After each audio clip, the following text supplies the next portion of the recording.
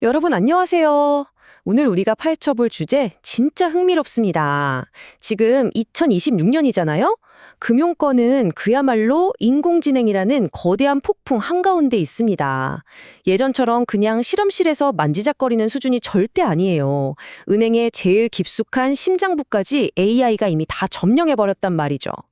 오늘은 이 최신 금융 동향을 싹 다 모아서 이 엄청난 붕과 그 뒤에 숨어있는 예상치 못한 역풍, 그리고 결국 우리가 마주하게 될 미래의 모습까지 아주 명쾌하게 짚어보겠습니다. 자, 가보실까요? 본격적인 이야기에 앞서서 제가 직설적인 질문 하나 드려볼게요. 최근에 은행 앱 켜서 AI 챗봇이랑 대화해 보신 적 다들 있으시죠? 비밀번호 잊어버렸거나 대출 한도 물어볼 때 말이에요. 솔직히 그 상담에 만족하셨나요? 어떤 분들은 와, 1초 만에 답해주네, 완전 편해 하셨겠지만 또 어떤 분들은 아니, 내 말을 도무지 못 알아들어 하면서 속 터진 경험도 분명 있으실 겁니다. 바로 이 엇갈린 감정들이 오늘 우리가 다룰 거대한 변화의 축소판이라고 할 수 있습니다. 오늘 살펴볼 흐름은 이렇습니다. 첫 번째, AI 뱅커의 부상. 두 번째, 그 혁신 이면의 한계. 세 번째, 진화하는 보안 위협. 그리고 마지막으로 금융의 미래인 하이브리드 모델까지 쭉 한번 훑어보겠습니다. 첫 번째 주제, AI 뱅커의 부상입니다. 지금 메이저 금융기관들 움직이는 거 보면요, 그냥 도입 정도가 아니에요. 아예 조직의 DNA 자체를 인공지능으로 뜯어 고치고 있습니다. 신한금융 한번 볼까요? 아예 전담 조직을 뚝딱 만들더니 AI 네이티브 컴퍼니가 되겠다고 선언했습니다. 고객이 묻기도 전에 알아서 챙겨주는 수준을 노리는 거죠. KB국민은행은 영업이나 리스크 관리는 기본이고 신입사원 채용에까지 AI를 씁니다. 하나은행은 연금 관리랑 투자 이름 서비스에 AI 로보 어드바이저를 전면 배치했고요.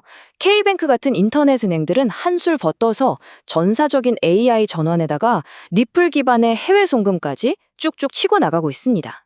그야말로 모든 플레이어들이 AI의 올인을 외친 셈이죠. 기업들이 왜 이렇게까지 열광할까요? 답은 간단합니다.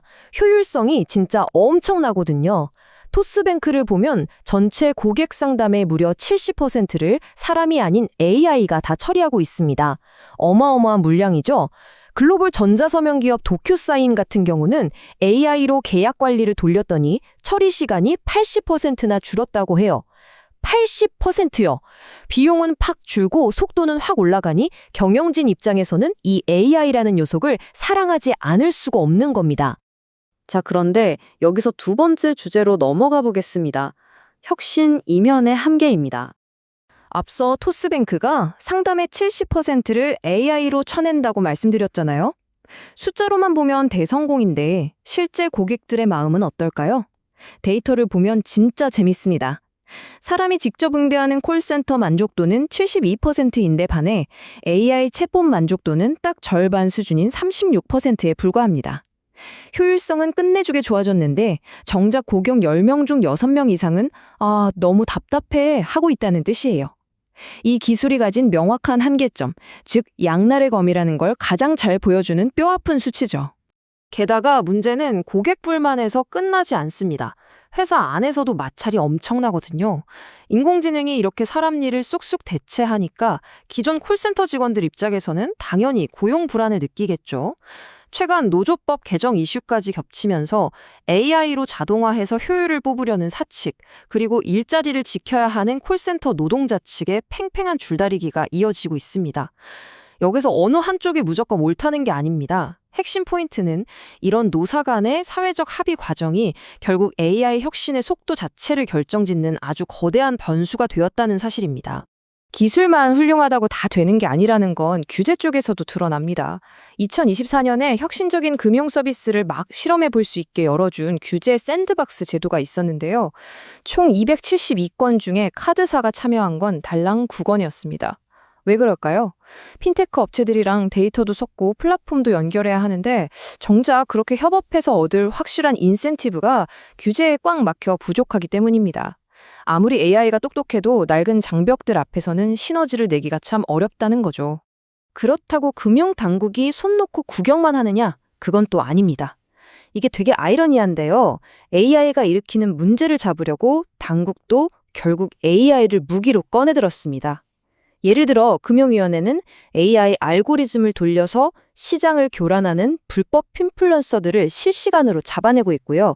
금융감독원은 스테이블 코인이나 가상자산 사기를 막으려고 아예 AI 방패라는 걸 구축하겠다고 나섰습니다. 그러면서 동시에 은행들한테는 너희 AI가 왜 그런 결정을 내렸는지 투명하게 다 공개해라 하면서 아주 깐깐한 윤리 가이드라인을 강제하고 있죠. 이제 세 번째, 진화하는 표적과 보안 위협으로 넘어가 볼까요?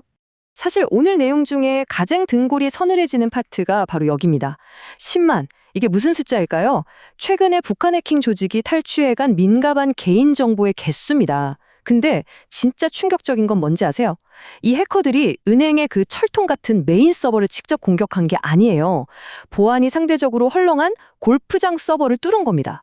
골프장에 저장된 결제 정보랑 예약 내역을 싹 털어서 금융망으로 들어가는 우회로를 찾아낸 거죠. 안무는 은행들이 자물쇠로 꽁꽁 잠가놨더니 어이없게도 옆집 담장을 훌쩍 넘어서 들어온 셈입니다. 비금융권 인프라가 금융권 해킹의 새로운 표적이 돼버렸다는 끔찍한 아이러니죠. 더 기가 막힌 숫자 하나 볼까요? 1조 1,330억 원. 이게 2025년 한 해 동안 발생한 보이스피싱 피해액입니다. 건수만 2만 1,000건이 넘어요. 우리가 예전에 알던 그 어설픈 보이스피싱이 절대 아닙니다. 이제는 AI로 우리 가족 목소리를 똑같이 복제하는 딥페이크 음성을 씁니다. 거기에 실시간으로 털어낸 개인정보를 조합해서 맞춤형 사기 대본을 써버리니 웬만해서는 속아 넘어갈 수밖에 없는 겁니다. 상황이 이렇다 보니 피해는 눈덩이처럼 불어나고 있습니다. 듀오 정보에서 42만 명이 넘는 개인정보가 유출돼서 대규모 집단 소송이 불붙었고요. 심지어 한 보험 사기꾼은 AI로 그럴싸한 허위 진단서를 만들어내서 보험사를 무려 34번이나 감쪽같이 속여 넘겼습니다. AI가 완전히 범죄자들의 최첨단 무기로 돌변해버린 거예요. 상황이 이렇게까지 가니까 화가 난 여론이 통신사나 금융사한테 사전에 못 막았으면 당신들이 책임져라 하면서 이른바 무과실 배상을 아주 강하게 압박하는 지경에 이르렀습니다. 자, 이제 마지막 네 번째 주제, 금융의 미래인 하이브리드에 대해 이야기해보죠. 지금까지 쭉 보셨잖아요. 고객 불만에 노사 갈등에 상상을 추월하는 해킹과 사기 피해까지. 그럼 금융 생태계는 이대로 무너질까요? 결론부터 말씀드리면 아닙니다. 업계가 찾아낸 궁극적인 생존 전략은 바로 하이브리드 서비스 모델입니다. 쉽게 말해서 순도 100% 인공지능한테 다 맡기는 건 불가능하고 정답도 아니라는 걸 깨달은 거예요. AI의 그 엄청난 속도와 효율성은 기반으로 하되 사람만이 할 수 있는 따뜻한 공감 능력, 융통성, 그리고 깐깐한 관리 감독을 딱 결합하는 겁니다. 아까 챗봇 만족도 36% 보셨죠? 그 챗봇 뒤에는 화가 난 고객을 달래고 진짜 복잡한 문제를 풀어줄 인간 직원의 개입이 반드시 필수적으로 설계되어야 한다는 뜻입니다. 그리고 앞서 본 무시무시한 보안 위협들, 은행들도 가만히 당하고만 있지는 않습니다. 지금 3단계 방어막을 최우선으로 구축하고 있거든요. 1단계, 머신러닝이 고객의 평소 거래 패턴을 분석하다가 조금이라도 이상하면 바로 차단해버리는 AI 이상 탐지 시스템. 2단계, 골프장이 털리더라도 정보는 도무지 알아볼 수 없게 쪼개버리는 강력한 데이터 암호화. 그리고 3단계, 그 누구도 절대 믿지 않는 제로 트러스트 기반의 다중 인증입니다. 최근에 멜로 시큐리티 같은 최첨단 클라우드 보안 시스템을 앞다투어 도입하는 이유도 다 이 든든한 방패를 세우기 위해서죠.